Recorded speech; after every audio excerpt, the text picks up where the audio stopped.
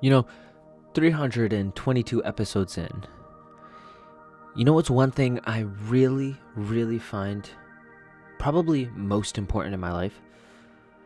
It would be to have people that I love and trust in my life. And I give love and trust pretty freely. So I guess it's not that hard for me to meet those needs of mine. Needs of mine. Speak clearly, Philip. Come on.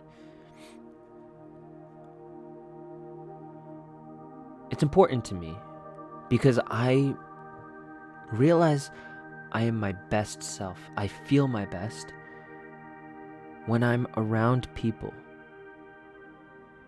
that I feel comfortable around, that I have fun with, that encourage me to smile, to live life a little bit more fuller. More full? Whatever. The point being, the people that I have in my life now have been carefully curated. I've spent a very long time finding a community that I deeply wanted to be a part of. When I found these people, I grabbed on and held on tight.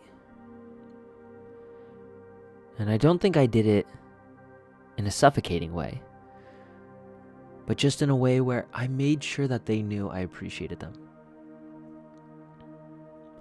At least that's what I do for my top people, my best of friends.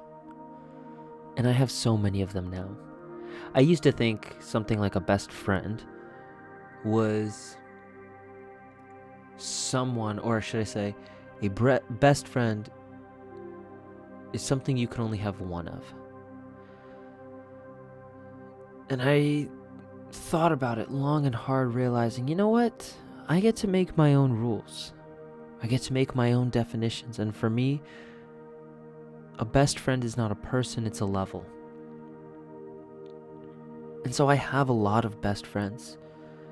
And these are best friends that I go to for different reasons, for different things. We connect with each other on different levels about different topics. And no one person is more important than another. No, instead, every single one of these people have their moment to shine in my life. Sometimes I'm really focused on relationships. Sometimes I'm really focused on my health. Sometimes I'm really focused on my finances. And I have a different person for each of those things and more. And it's to say that at different times, I go to different people for different types of support. And I love each and every single one of them. You know, some of my best friends now, I just spent so many hours with them, just laughing and having a good time. I make a point to say all this because there was a time I didn't have that. There was a time of months, if not years, of loneliness. I was surrounded by people, but I felt lonely in a crowded room. I didn't let people see the real me. I was too afraid to show them. Instead, I put on a mask and I showed people what I thought I wanted them to see, or I thought they wanted to see from me. And all that did was leave me feeling empty. Now, I've met people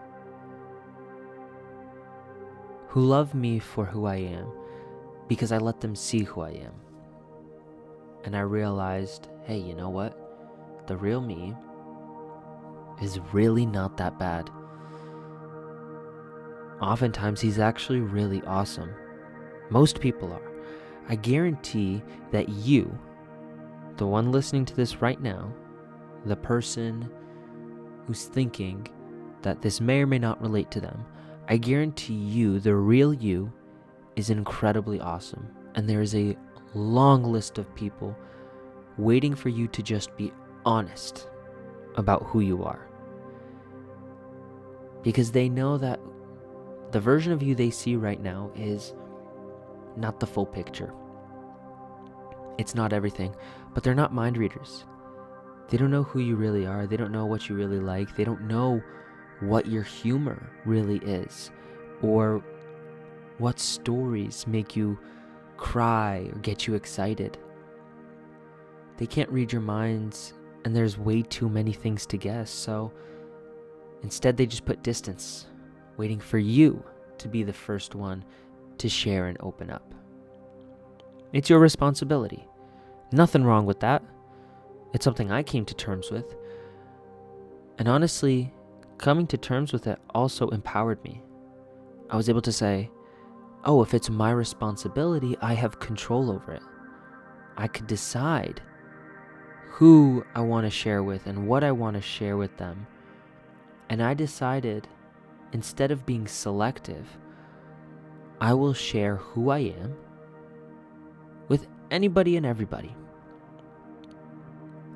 And I won't take offense if someone doesn't like the way I am.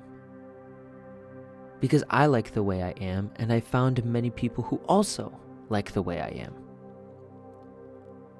That's the greatest gift I could have given myself. That's the greatest gift that anybody could have given me. Spending time with people that truly believe in me, truly care about me, truly want what's best for me. It leaves me feeling like I've made it. And well, I'm only 23 years old. And I'm realizing this now. I feel so genuinely blessed and grateful that I've learned this lesson when I have, because now I have even more time to use this lesson, to teach this lesson, to share this lesson. I get to go even further and grow even further. I get to meet people, even more people, who I'll be able to truly love and care about. And I'm just so happy to be here. It's been 322 days since the start of this year. 322 eventful, and sometimes not as eventful, episodes. This is something I've talked about many times before. And I also know that if I look back, let's say in maybe March or April, I'd say May got pretty bad. I was very lonely this past May. I didn't really have the friends that I had now, and I was not going to the gym as often. I was working from home. I was very isolated. I guess I'm as grateful as I am now because in such a short amount of time, I've truly found people that I deeply care about.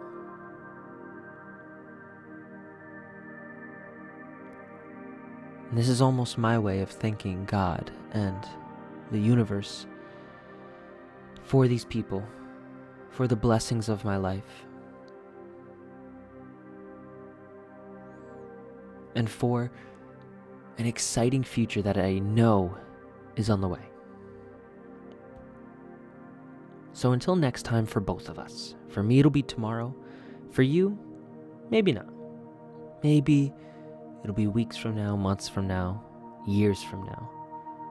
But whenever that may be, just remember, until then, to always fill up with the love. And I look forward to seeing you in the next one. I love you.